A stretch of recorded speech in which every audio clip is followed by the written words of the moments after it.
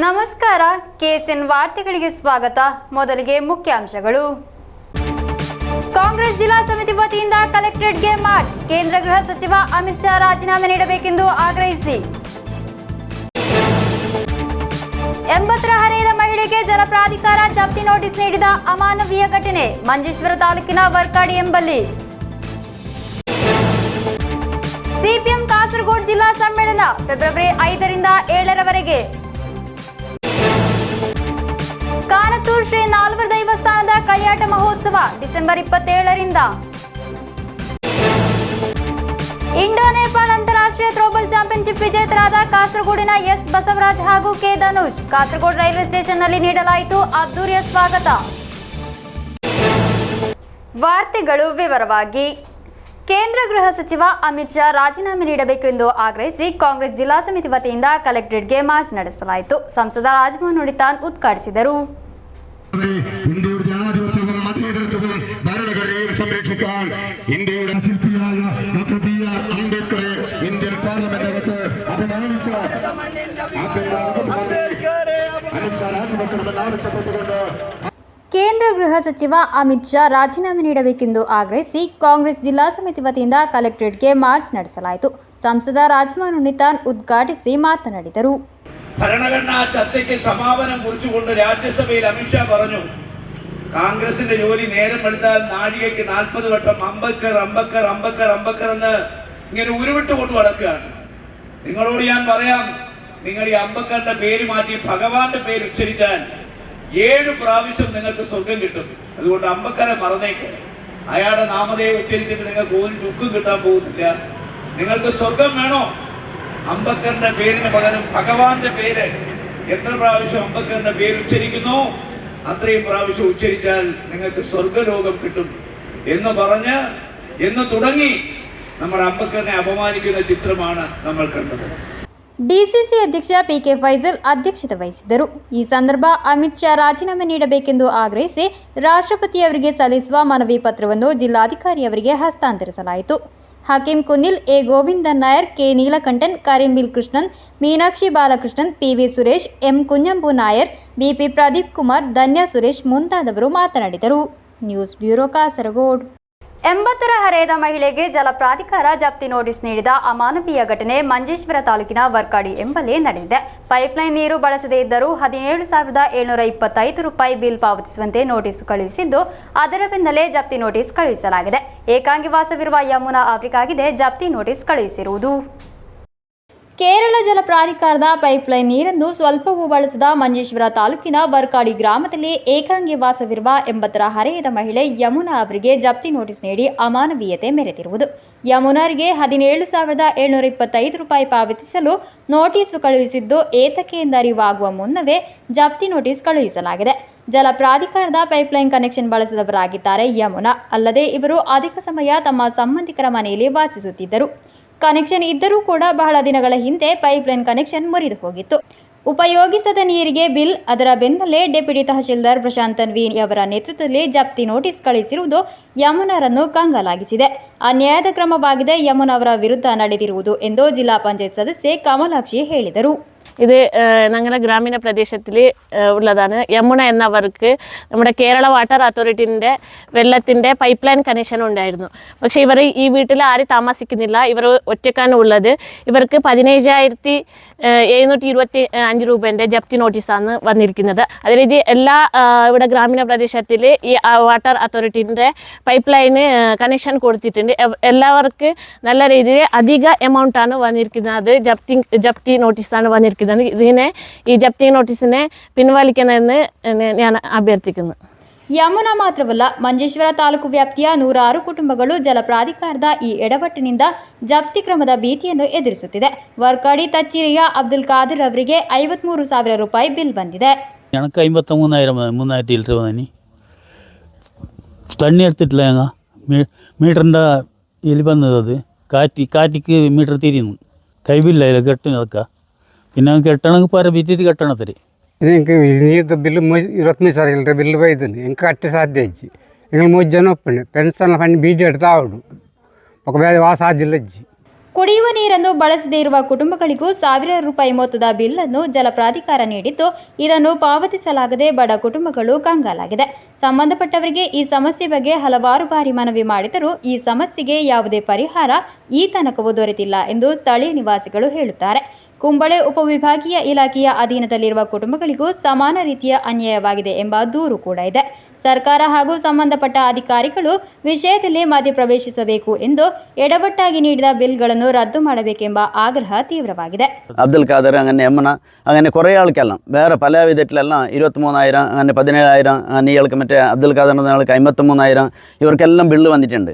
അപ്പോൾ എന്താ പറഞ്ഞാൽ ഈ ബില്ല് വരുന്ന സമയത്ത് വെള്ളം ഒന്നും എടുത്തിട്ട് അങ്ങ് പാസ്സായില്ല. പക്ഷേ വെള്ളം എടുത്തിട്ടില്ലാതെ കൊണ്ട് ഇതിലൊക്കെ സർക്കാർ എത്ര ഇതിനെ ഇടപെട്ടിട്ട് ഇതിൻ്റെ ശരിയായി ഈ ജപ്തി നോട്ടീസെല്ലാം വന്നിട്ടുണ്ട്. ഈ ജപ്തി നോട്ടീസിനെല്ലാം ഇതാക്കിയിട്ട് ഇവർക്ക് വെള്ളത്തിൻ്റെ ശരിയാണക്കത്തെ ഒരു ഇത് കൊടുക്കണമെന്ന് പറഞ്ഞിട്ട് ഞങ്ങൾ എല്ലാവരും ഒരു ഞങ്ങൾ സർക്കാരത്തിനോട് ആഗ്രഹിക്കുന്നുണ്ട്. ವಿಷಯದಲ್ಲಿ ತುರ್ತು ಕ್ರಮ ಕೈಗೊಳ್ಳದಿದ್ದಲ್ಲಿ ಯಮುನಾರಿಗೆ ಲಭಿಸಿದಂತೆ 100ಕ್ಕೂ ಅಧಿಕ ಕುಟುಂಬಗಳಿಗೆ ಜಪ್ತಿ ನೋಟಿಸ್ ಲಭಿಸುವ ಸ್ಥಿತಿ ನಿರ್ಮಾಣವಾಗಲಿದೆ ಎಂದು ಸ್ಥಳೀಯ ನಿವಾಸಿಗಳು ಹೇಳುತ್ತಾರೆ. ಸರ್ಕಾರ ಹಾಗೂ ಜನಪ್ರತಿನಿಧಿಗಳು ಮಧ್ಯಪ್ರವೇಶಿಸಿ ತುರ್ತು ಕ್ರಮ ಕೈಗೊಳ್ಳಬೇಕೆಂಬ ಆಗ್ರಹವೂ ತೀವ್ರವಾಗಿದೆ. Abdul Rahman Udyavar, news bureau, Manjeshwar. CPM Kasaragod ಜಿಲ್ಲಾ ಸಮ್ಮೇಳನ ಫೆಬ್ರವರಿ 5ರಿಂದ 7ರವರೆಗೆ ಕಾಂಜಂಗಾಡ್ನಲ್ಲಿ ನಡೆಯಲಿದೆ. ಜಿಲ್ಲಾ ಸಮ್ಮೇಳನದ ಪ್ರಚಾರ ಎಲ್ಲ ಪಕ್ಷದ ಘಟಕಗಳಲ್ಲಿಯೂ ಸಕ್ರಿಯವಾಗಿದೆ ಎಂದು ಜಿಲ್ಲಾ ಕಾರ್ಯದರ್ಶಿ ಎಂವಿ ಬಾಲಕೃಷ್ಣನ್ ಸುದ್ದಿಗೋಷ್ಠಿಯಲ್ಲಿ ತಿಳಿಸಿದರು. ಸಿಪಿಎಂ ಕಾಸರಗೋಡು ಜಿಲ್ಲಾ ಸಮ್ಮೇಳನ ಫೆಬ್ರವರಿ 5ರಿಂದ 7ರವರೆಗೆ ಕಾಂಜಂಗಾಡ್ನಲ್ಲಿ ನಡೆಯಲಿದೆ. ಜಿಲ್ಲಾ ಸಮ್ಮೇಳನವನ್ನು ಪಿಬಿ ಸದಸ್ಯ ಎ ವಿಜಯರಾಘವನ್ ಉದ್ಘಾಟಿಸುವರು. ಕೇಂದ್ರ ಸಮಿತಿ ಸದಸ್ಯರಾದ ಎಪಿ ಜಯರಾಜನ್, ಪಿಕೆ ಶ್ರೀಮತಿ, ರಾಜ್ಯ ಸೆಕ್ರೆಟರಿಯೇಟ್ ಸದಸ್ಯರಾದ ಪಿಪಿ ರಾಮಕೃಷ್ಣನ್, ನಾಗಪ್ಪನ್, ಪಿಕೆ ಬಿಜು ಎಂಬಿವರು ಭಾಗವಹಿಸಲಿದ್ದಾರೆ. ಸಾರ್ವಜನಿಕ ಸಮ್ಮೇಳನದ ಮುನ್ನೋಡಿಯಾಗಿ ರ್ಯಾಲಿ ಹಾಗೂ ರೆಡ್ ವಾಲಂಟಿಯರ್ ಮಾರ್ಚ್ ನಡೆಯಲಿದೆ ಎಂದು ಜಿಲ್ಲಾ ಕಾರ್ಯದರ್ಶಿ ಎಂವಿ ബാലകൃഷ്ണൻ ಹೇಳಿದರು. ജില്ലാ സമ്മേളനവുമായി ബന്ധപ്പെട്ട അനുബന്ധ പരിപാടികൾ സംഘടിപ്പിക്കണം എന്നുള്ളത്, അത് വിവിധങ്ങളായ വൈവിധ്യപൂർണ്ണമായിട്ടുള്ള അനുബന്ധ പരിപാടികൾ സംഘടിപ്പിക്കണമെന്നാണ് ഇപ്പോൾ ആലോചിച്ചിട്ടുള്ളത്. അതിൽ സെമിനാർ 18-20ഓളം സെമിനാറുകൾ സംഘടിപ്പിച്ചിട്ടുണ്ടെന്ന് തീരുമാനിച്ചിട്ടുണ്ട്. അതിൻ്റെ വിശദാംശങ്ങളൊക്കെ നിങ്ങൾക്ക് എഴുതി തന്നിട്ടുണ്ട്. അതിന് പുറമെ നമ്മൾ കാഞ്ഞങ്ങാട് വെച്ച് ജില്ലയിലെ ഒരു വിദ്യാർത്ഥി സംഗമം, ജില്ലയിലെ വിദ്യാർത്ഥി സമൂഹത്തെ ആകെ പങ്കെടുപ്പിച്ച്, അത് CPM-ൻ്റെ മാത്രമൊന്നുമല്ല, CPM-നോട് അനുഭവമുള്ള SFIയുടെ കുറേ ആളുകൾ മാത്രമൊന്നുമല്ല, ഞങ്ങളെല്ലാവരെയും ക്ഷണിക്കുന്നുണ്ട്. വിദ്യാർത്ഥി സംഗമം, വേറൊരു ദിവസം യുവജന സംഗമം, യുവാക്കളെ ആകെ ജില്ലയിൽ പങ്കെടുപ്പിച്ചുകൊണ്ട്, വേറൊരു ദിവസം മഹിളാ സംഗമം, ഈ ജില്ലയിലെ മഹിളകളെ ആകെ പങ്കെടുപ്പിച്ചുകൊണ്ട്, അതെല്ലാം നടത്തുന്നത് കാഞ്ഞങ്ങാട് ഒരു ഓഡിറ്റോറിയം പ്രത്യേകമായിട്ട് ഉണ്ടാക്കിയിട്ട് അവിടെ വെച്ചാണ് നമ്മൾ നടത്തുന്നത്. ಜಿಲ್ಲಾ ಸೆಕ್ರೆಟರಿ ಸದಸ್ಯ ಕೆಆರ್ ಜಯಾನಂದ ಅವರು ಕೂಡ ಸುದ್ದಿಗೋಷ್ಠಿಯಲ್ಲಿ ಉಪಸ್ಥಿತರಿದ್ದರು.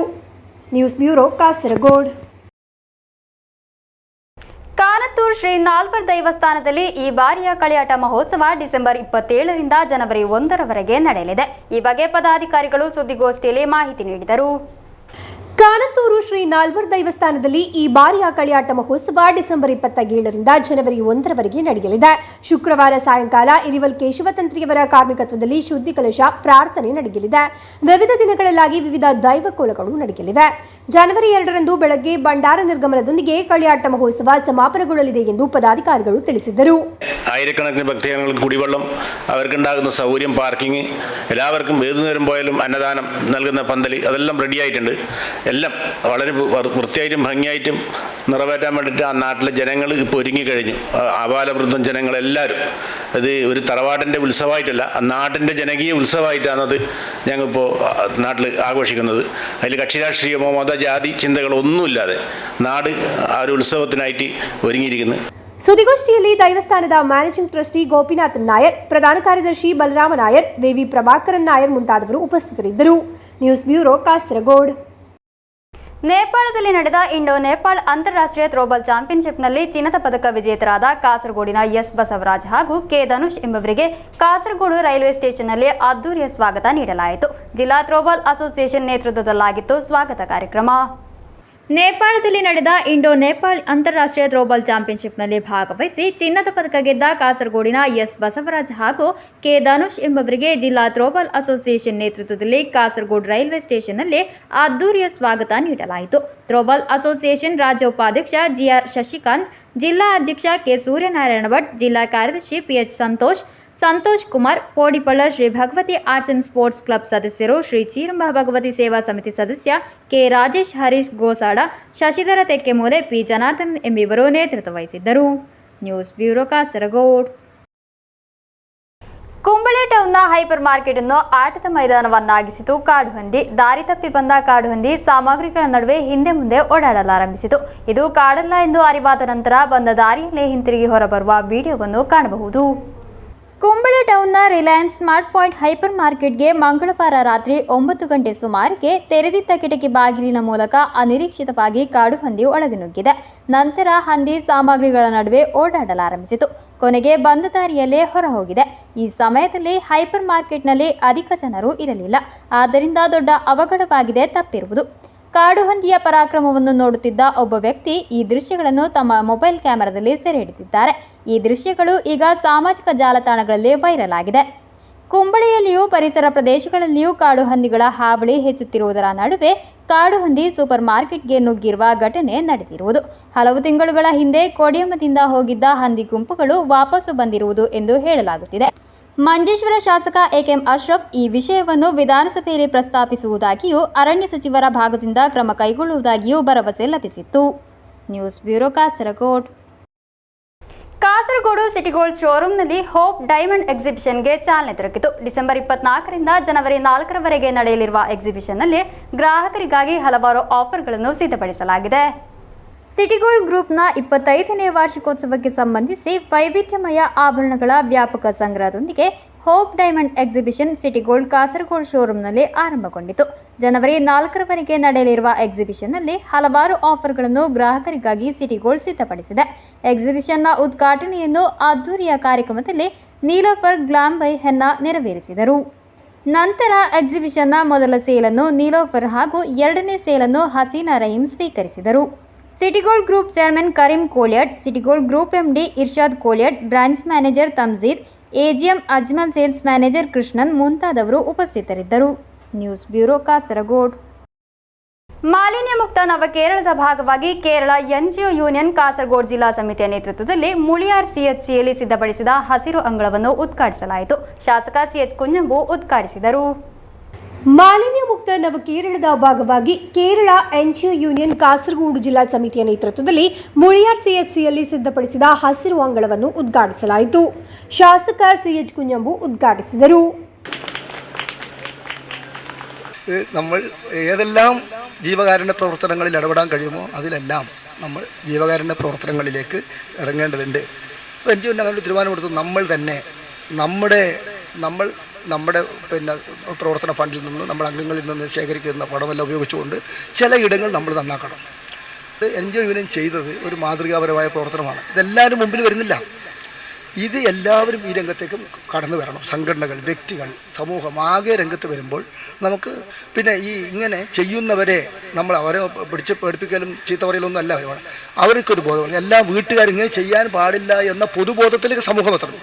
ഞാൻ മാലിന്യം പുറത്തേക്ക് എറിയാൻ പാടില്ല, എൻ്റെ വീട്ടിലുണ്ടായ മാലിന്യം അവിടെ തന്നെ എന്തെങ്കിലും ചെയ്യണം എന്ന നിലയിലേക്ക് എൻ്റെ കാര്യങ്ങൾ മാറും. അങ്ങനെ മാറാൻ വേണ്ടിയിട്ട് നമ്മൾ എല്ലാവരും ഒരു കൂട്ടായ പരിശ്രമം നടത്തുന്നതിൻ്റെ ഭാഗമായിട്ടാണ് ഇങ്ങനെ ഒരു പരിപാടി എൻജിഒ യൂണിയൻ ചെയ്തത്. ഈ എൻജിഒ യൂണിയൻ ചെയ്ത ഈ പരിപാടിയെ ഞാൻ പ്രത്യേകം അഭിനന്ദിക്കുക. ಯೂನಿಯನ್ ಜಿಲ್ಲಾಧ್ಯಕ್ಷೆ ವಿ ಶೋಭಾ ಅಧ್ಯಕ್ಷತೆ ವಹಿಸಿದ್ದರು.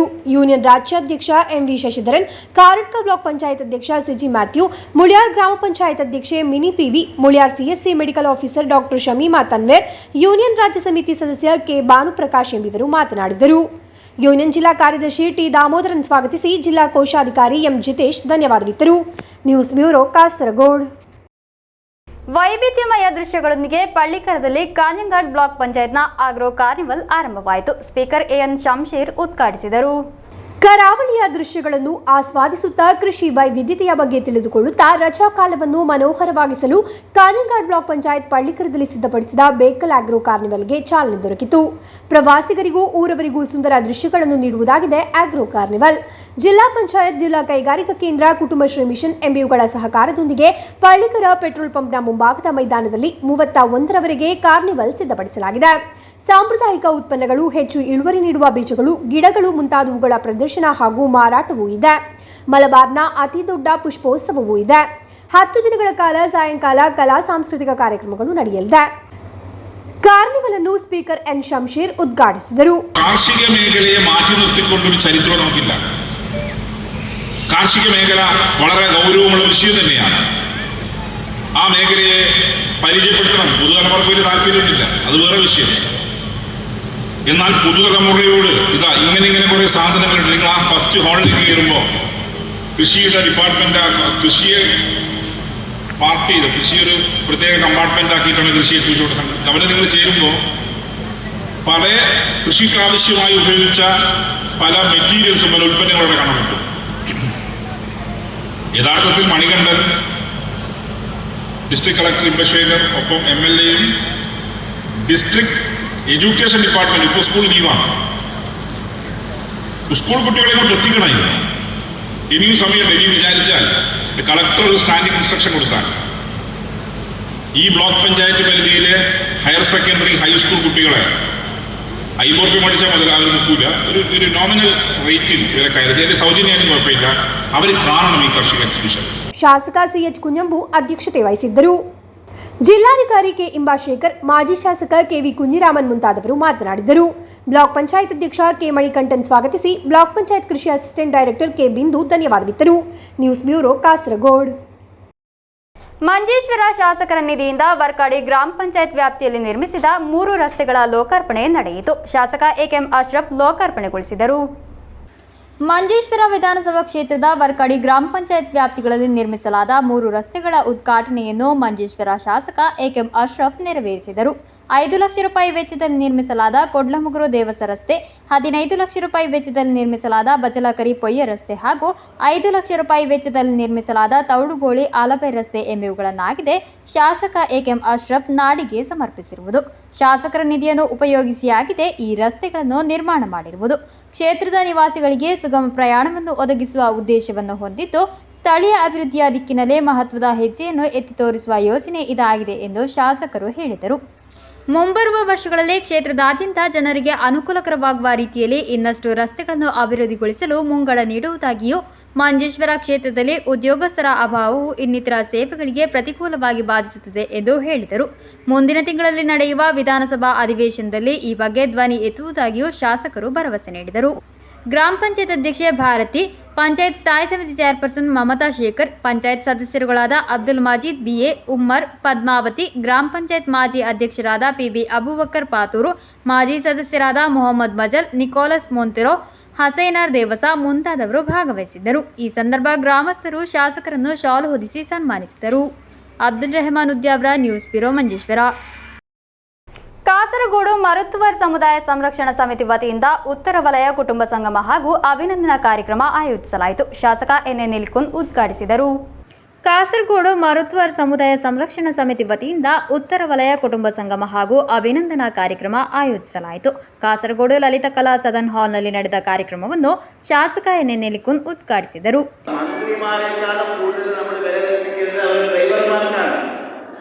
അവർക്ക് ഭക്ഷണം വെച്ച് കൊടുക്കുന്ന കുട്ടികളുണ്ടല്ലോ, പാചക തൊഴിലാളികൾ, അവർക്കാണ്. അപ്പോൾ ആരെയും നമ്മൾ അറിയുന്നില്ല.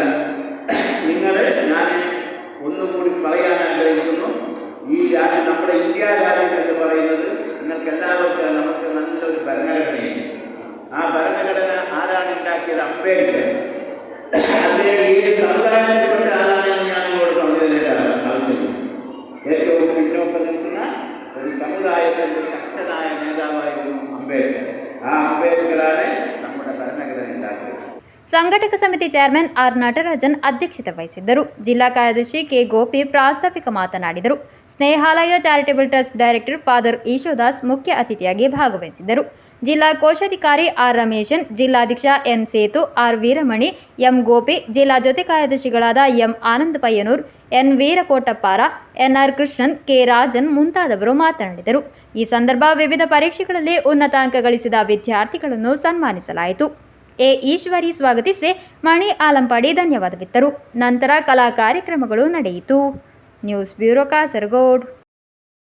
ಕೊನೆಯಲ್ಲಿ ಮತ್ತೊಮ್ಮೆ ಮುಖ್ಯಾಂಶಗಳು. ಕಾಂಗ್ರೆಸ್ ಜಿಲ್ಲಾ ಸಮಿತಿ ವತಿಯಿಂದ ಕಲೆಕ್ಟರೇಟ್ಗೆ ಮಾರ್ಚ್. ಕೇಂದ್ರ ಗೃಹ ಸಚಿವ ಅಮಿತ್ ಶಾ ರಾಜೀನಾಮೆ ನೀಡಬೇಕೆಂದು ಆಗ್ರಹಿಸಿ. 80ರ ಹರೆಯದ ಮಹಿಳೆಗೆ ಜಲ ಪ್ರಾಧಿಕಾರ ಜಪ್ತಿ ನೋಟಿಸ್ ನೀಡಿದ ಅಮಾನವೀಯ ಘಟನೆ ಮಂಜೇಶ್ವರ ತಾಲೂಕಿನ ವರ್ಕಾಡಿ ಎಂಬಲ್ಲಿ. ಸಿಪಿಎಂ ಕಾಸರಗೋಡು ಜಿಲ್ಲಾ ಸಮ್ಮೇಳನ ಫೆಬ್ರವರಿ 5ರಿಂದ 7ರವರೆಗೆ. ಕಾನತ್ತೂರು ಶ್ರೀ ನಾಲ್ವರ ದೈವಸ್ಥಾನದ ಕೈಯಾಟ ಮಹೋತ್ಸವ ಡಿಸೆಂಬರ್ 27ರಿಂದ. ಇಂಡೋ ನೇಪಾಳ ಅಂತಾರಾಷ್ಟ್ರೀಯ ಥ್ರೋಬಾಲ್ ಚಾಂಪಿಯನ್ಶಿಪ್ ವಿಜೇತರಾದ ಕಾಸರಗೋಡಿನ ಎಸ್ ಬಸವರಾಜ್ ಹಾಗೂ ಕೆ ಧನುಷ್ ಕಾಸರಗೋಡು ರೈಲ್ವೆ ಸ್ಟೇಷನ್ನಲ್ಲಿ ನೀಡಲಾಯಿತು ಅದ್ದೂರಿಯ ಸ್ವಾಗತ. ಇಂದಿನ ವಾರ್ತಾ ಸಂಚಿಕೆಗೆ ಮುಕ್ತಾಯವಾಯಿತು. ಮುಂದಿನ ವಾರ್ತಾ ಸಂಚಿಕೆಯೊಂದಿಗೆ ಭೇಟಿಯಾಗೋಣ. ವಂದನೆಗಳು.